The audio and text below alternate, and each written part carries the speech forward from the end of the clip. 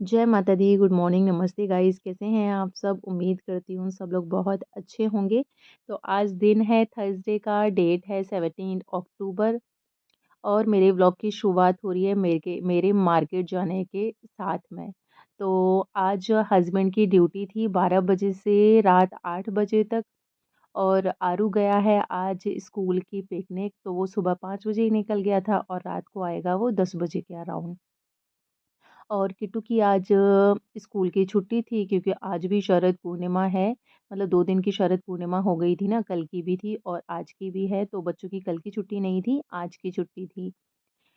तो आज ऐसा कुछ ख़ास काम था नहीं, आज मैं फ्री थी क्योंकि किट्टू घर पर थी, तो आरू है नहीं, तो स्कूल आने का कुछ दिन में हेडेक रहेगा नहीं और ये शाम को लेट आएँगे। तो मैंने फटाफट से घर का काम ख़त्म किया था, उसके बाद मैं जा रही हूँ किट्टू के साथ में मार्केट, क्योंकि अकेले मुझे मार्केट जाना बिल्कुल भी नहीं अच्छा लगता। तो जिस दिन किट्टू की छुट्टी होती है या फिर संडे होता है, तो उसी दिन राउंड लगता है मार्केट जाने का। और मार्केट से ऐसा कुछ ख़ास लेकर तो नहीं आना था, लेकिन बस यही था कि ये हमारा आगरा का ना राजा मंडी मार्केट है, तो यहाँ दिवाली से रिलेटेड काफ़ी चीज़ें मिलती हैं। तो बस मुझे था कि एक बार राउंड लगा लेते हैं, अगर कुछ अच्छा-सा मिलेगा तो फिर ले लेंगे। स्पेशली कुछ ऐसा लेना नहीं था, टाइम था आज और बस मेरा थोड़ा-सा घूमने का भी मन कर रहा था और एक और रीज़न था, वो मैं आपको बताऊँगी। तो यहाँ हमने जूतियाँ देखी थी, बहुत सुंदर जूतियाँ थी और बहुत ही चीप रेट पर थीं। तो हमने वहाँ से 2 जोड़ी जूतियाँ खरीदी थीं और दिवाली की 4 लटकन खरीदी थी और हाँ, किट्टू के लिए कंगन और इयररिंग्स खरीदे थे, जो कि मैं इस व्लॉग में तो नहीं, नेक्स्ट व्लॉग में ज़रूर दिखाऊँगी। तो यहाँ हमने पार्किंग में अपनी स्कूटी खड़ी करी थी, खड़ी तो हम मार्केट में भी कर सकते हैं, लेकिन यहाँ खड़े करने से हेडेक ख़त्म हो जाता है, 20 रुपए ज़रूर जाते हैं। तो ना तो किसी केयर का रहता है और फिर ना ही ये लगता है कि यार कहीं स्कूटी को किसी ने गिरा ना दिया हो या स्क्रैच ना आ गए हों, कोई साइड से ना निकाल के ले गया हो, तो ये सारे हेडेक ख़त्म हो जाते हैं। और मेरी स्कूटी है एक्चुअली थोड़ी-सी ज़्यादा हैवी, तो फिर मुझसे ना निकल नहीं रही थी, वो रोड पर नहीं आ रही थी, रोड से थोड़ा-सा नीचे की साइड में खड़ी करी थी मैंने। तो उन भैया ने मेरी थोड़ी-सी हेल्प कर दी थी। यहाँ हमने राजा मंडी का मार्केट कर लिया है।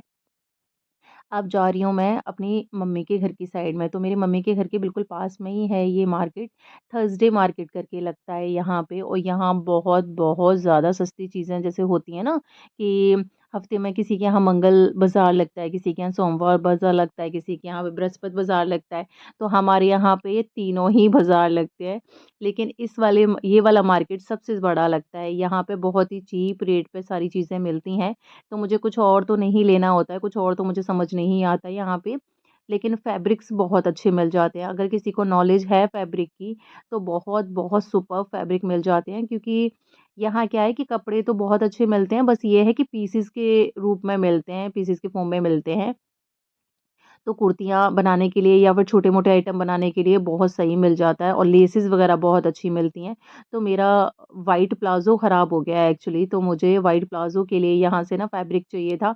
अगर अच्छा प्लाज़ो लेती हूँ मैं तो 450-500 रुपए के आस-पास में आ रहा था, लेकिन वो भी मुझे थोड़ा-सा कंफर्टेबल नहीं लगता है। आजकल है ना, पजामी तो है मेरे पास में, पैंट भी है, लेकिन पैंट और पजामी से कंफर्टेबल मुझे प्लाज़ो लगता है कि लूज़-लूज़ होता है, तो उसको पहनने में थोड़ा-सा रिलैक्स फ़ील करती हूँ मैं यहाँ। तो यहाँ से मैंने बस वही फैब्रिक लिया था, काफ़ी अच्छा फैब्रिक मिल गया था मुझे। और उसके साथ में आजकल जो प्लाज़ो में नीचे की साइड में जॉइंट लेस चल रही हैं, तो वो लेस मैंने यहाँ से ली थी और 150 रुपए में मेरी दोनों चीज़ें ही आ गई थीं। और ये बहुत ही चीप रेट पे किट्टू के लिए इयररिंग्स खरीदे थे, किट्टू को पसंद आ रहे थे। किट्टू क्या, मैं भी पहनती हूँ, किट्टू भी पहन लेगी कभी छोटा-मोटा कुछ फंक्शन होगा तो।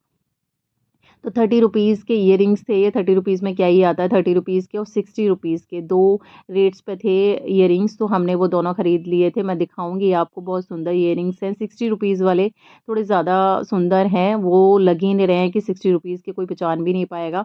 तो यहाँ हम लोगों को 1 घंटा करीब लगा था, मतलब 6 बज गए हैं यहाँ पर। और मेरी मम्मी का घर बिल्कुल पास में ही है, तो मम्मी के घर भी जा रही हूँ मैं, क्योंकि मेरे दादाजी की थोड़ी-सी तबीयत ख़राब चल रही है, तो उनको भी मैं देख आऊँगी। लेकिन मैं वहाँ का कोई भी वीडियो शूट नहीं करूँगी, क्योंकि आप लोगों को पता है, मैं जैसे कि बता चुकी हूँ कि मेरे घर वालों को किसी को भी नहीं पता है कि मैं व्लॉगिंग करने लगी हूँ। पहले एक्चुअली करती थी, तो थोड़ा-सा पहले वाले चैनल के साथ में मेरा थोड़ा-सा प्रॉब्लम कुछ हुआ था, उसकी वजह से मैंने बंद कर दिया था। तो अभी किसी को भी नहीं पता है कि मैं वीडियोज़ बनाती हूँ, मैं बताऊँगी उन लोगों को जब मेरे 1000 सब्सक्राइबर कंप्लीट हो जाएँगे और दूसरा मेरी वीडियोज़ पे ना थोड़ा अच्छे-अच्छे से व्यूज़ आने लगेंगे, तो कोशिश करिए ना आप लोग भी कि थोड़े से लाइक और शेयर कर दिया करिए मेरी वीडियोज़ को। तो मैंने मम्मी के घर की कोई वीडियो नहीं बनाई थी, फिर वहाँ मैं हम लोग 1 घंटे करीब रुके थे और 1 घंटे बाद फिर हम लोग घर के लिए निकल गए हैं, तो अभी 7 बज रहे हैं यहाँ पे, तो 8 साढ़े 8 बजे तक ये भी मतलब साढ़े 8 बजे तक ये भी ऑफ़िस से आ जाएँगे और घर पे मैं थोड़ा-सा किचन का काम छोड़ गई थी, तो यहाँ मैंने फटाफट से आते ही नहाया है, नहाने के बाद मैं अपने शाम की दिया बाती करी है। टाइम तो हो गया था साढ़े 7 बजे का, लेकिन सुबह का मुझे इतना टेंशन नहीं होता है, एक बार के लिए मैं पूजा नहीं कर पाती हूँ तो। क्योंकि सुबह हस्बैंड ज़रूर पूजा करके जाते हैं, तो मेरा मंदिर में दीपक तो जल ही जाता है, पूजा-पाठ भी हल्का-फुल्का सा हो ही जाता है। लेकिन शाम के टाइम का दिया बाती मैं ही करती हूँ, तो अगर मैं शाम को दीपक नहीं जला पाती, तो फिर मुझे बिल्कुल नहीं अच्छा लगता कि मेरे मंदिर में ना बड़ा सूना-सा पड़ा रहता है। तो यहाँ मैंने फटाफट से नहा धो के अपना पूजा-पाठ कंप्लीट कर लिया है। उसके बाद में जैसे कि आप लोगों को पता ही है कि मैं यहाँ पूजा करने के बाद में अपनी माता रानी की आरती और गणेश जी की आरती करने के बाद में बाहर की साइड में मेरी 2 तुलसा जी रखी हुई हैं, मतलब तुलसा माता रखी हुई हैं। तो एक मेन गेट की साइड में है ये वाली, दूसरी मैंने उधर की साइड में सेट कर दी हैं क्योंकि वो यहाँ बन नहीं रही थी। तो मैंने एक छोटी-सी एक टेबल टाइप का पड़ा हुआ था मेरे पास में, वो मैंने लगा दिया है और ऊपर रख दिया है क्योंकि नीचे तुलसा जी रखने में अच्छा नहीं लगता है। तो यहाँ मैंने दोनों जगह पर अपना दिया बाती कर लिया है, उसके बाद में मैं आ गई हूँ जी किचन में। तो किचन में आज मैं बस पूरा घर का काम तो ख़त्म कर गई थी, बस ये बर्तन थोड़े-से ज़्यादा थे, तो वो मैं छोड़ गई थी साफ़ करने के लिए कि लौट के आके साफ़ कर लूँगी क्योंकि लेट नहीं होना था मुझे कि ये अगर ऑफ़िस से आ जाते तो थोड़ा-सा नाराज़ ज़्यादा होते। तो फिर मैंने यहाँ बर्तनों का तो मेरा प्रोसेस पता ही है आप लोगों को कि सबसे पहले मैं बर्तनों की जूठन साफ़ करती हूँ, उसके बाद मैं अपनी सिंक को वॉश कर लेती हूँ, उसके बाद मैं अपने बर्तनों को साफ़ करती हूँ। अभी आरू नहीं आया है, आरू का कॉल आया था अभी, तो उसने बोला है कि अभी 1 घंटा, डेढ़ घंटा करीब लग जाएगा, तो तब तक मैं आऊँगा। फिर मैंने उसको बोला था कि चल बोल रहा था कि ना मम्मा डैडी नहीं आप आना मुझे लेने के लिए, तो उसको आते-आते 10 बज जाएँगे, तो फिर मैं अकेले तो नहीं, ये भी जाएँगे साथ में। तो हम दोनों ही जाएँगे और मैं बार-बार पूछ रही थी ना तो किट्टू को थोड़ा-सा जेलस फ़ील कर रही थी, कह रही थी कि मम्मा आप अपने बेटे के लिए कुछ ज़्यादा ही परेशान नहीं हो रही हो यार, फर्स्ट टाइम गया है वो कभी घर से बाहर इस तरीके से हम लोगों ने पिकनिक पे भी उसको कभी नहीं भेजा क्योंकि छोटा है तो फिर थोड़ा-सा डर लगता है, इसलिए कभी नहीं भेजा लेकिन इस बार भेज दिया था कि थोड़ा-सा होता है ना कि दोस्तों के साथ में जाएगा तो कुछ सीखेगा। अब थोड़ा बड़ा भी हो गया है, समझदार भी हो गया है तो उसको हमने सिखा के तो भेजा था कि ज़्यादा शोर भी मत करना, ऊधम भी मत करना। मोबाइल वो लेके नहीं गया कि मैं उसको कीपैड वाला मोबाइल दे रही थी कि ना अपने पास रखना, जब भी हमने बात करनी होगी तो हम बात करते रहेंगे। लेकिन उसको था बच्चों को होता है ना थोड़ा-सा उसको बेइज़्ज़ती फ़ील हो रही थी, कह रहा था कि ना मुझे अपना मोबाइल दो, एंड्रॉयड मोबाइल दो तो मैं लेकर जाऊँगा, ये कीपैड वाला मोबाइल लेके नहीं जाऊँगा क्योंकि मुझे मेरे दोस्तों के सामने शर्म आएगी। बच्चों को पता नहीं होता ही है। तो फिर वो मोबाइल लेके नहीं गया था, उसके दोस्त का नंबर उसने दे दिया था, तो हम लोगों ने दिन में 2-3 बार उसको कॉल करके पूछ लिया था। तो यहाँ आपसे बातें करते-करते मेरे बर्तन पूरे वॉश हो गए हैं और काँच के बर्तनों का मेरा आपको पता ही है कि या तो सबसे पहले मैं वॉश करती हूँ उनको या फिर सबसे लास्ट में वॉश करती हूँ। साथ में वॉश नहीं करती, टूटने-टाटने का डर रहता है ये काँच के कप वगैरह का।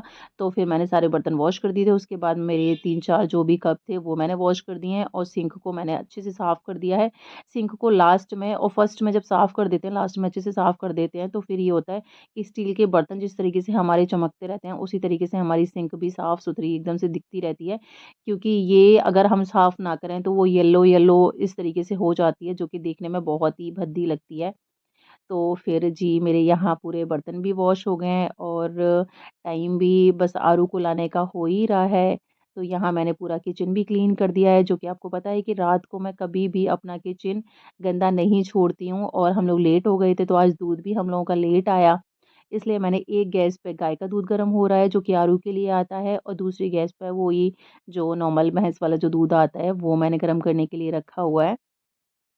गैस भी मैंने पूरी क्लीन कर दी है, शाम के टाइम पे हम लोगों ने को खाना कुछ बनाना नहीं था क्योंकि हस्बैंड तो लेट ही गए थे, 12 बजे के बाद में गए थे, तो उनको लंच बॉक्स पैक कर दिया था, तो उन्होंने 6 बजे के अराउंड खाया है। तो फिर रात को आके तो वो खाएँगे नहीं घर आके, तो वो दूध पी लेंगे। बाकी मैं और किट्टू मम्मी के घर पर भी थोड़ा-सा खाकर आए थे और रास्ते में भी हम लोगों ने पैटीज़ खाई थी, वहाँ का वीडियो शूट नहीं कर पाए, एक्चुअली दिमाग से निकल गया बिल्कुल भी। तो फिर और आज वैसे भी हस्बैंड का कॉल आया था कि वो ना आज ढोकला लेकर आएँगे, तो अगर वो लेकर आएँगे तो थोड़ा बहुत वो खा लेंगे। बाकी हम लोगों का चुटुर-पुटुर से मतलब मेरा खुद का भी मैं बता रही हूँ कि मुझे खाना खाने का इतना ज़्यादा नहीं रहता। छोटी-मोटी कोई चीज़ भी मुझे मिल जाती है, वो खा लेती हूँ मैं, उसके बाद में भूख तो बिल्कुल ही ना ख़त्म ही हो जाती है। तो फिर ये किचन का काम ख़त्म होने के बाद में ये भी अब बस ऑफ़िस से आ रहे होंगे, तो चेंज करके फिर चले जाएँगे हम लोग आरू को लेने। यहाँ मैं आरू को ले आई हूँ, ये भी गए थे साथ में लेकिन वो रास्ते में ही उतर गए हैं अपने दोस्तों को मिलने के लिए। यहाँ मैं आरू को लेकर आ गई हूँ, तो आरू को ना बच्चों को होता ही है कि उसको अपना सब कुछ बताना था कि पिकनिक में क्या हुआ, कैसे हुआ। तो मुझे अंदर भी नहीं आने दे रहा था, बाहर ही सब कुछ बता रहा था। तो जी, ये था मेरा आज का व्लॉग। तो मेरी वीडियोज़ अगर उम्मीद करती हूँ आपको मेरी वीडियोज़ अच्छी लग रही होंगी। अगर मेरी वीडियो का कोई भी पार्ट अगर आपको अच्छा लगता है, तो यार लाइक करना मत भूला करिए। और थोड़ा-सा ज़्यादा अच्छा लगता है तो शेयर भी कर दिया करिए, कमेंट भी कर दिया करिए। तो फिर मिलते हैं इसी तरीके की वीडियोज़ के साथ में, तब तक अपना ध्यान रखिए। Till then bye bye.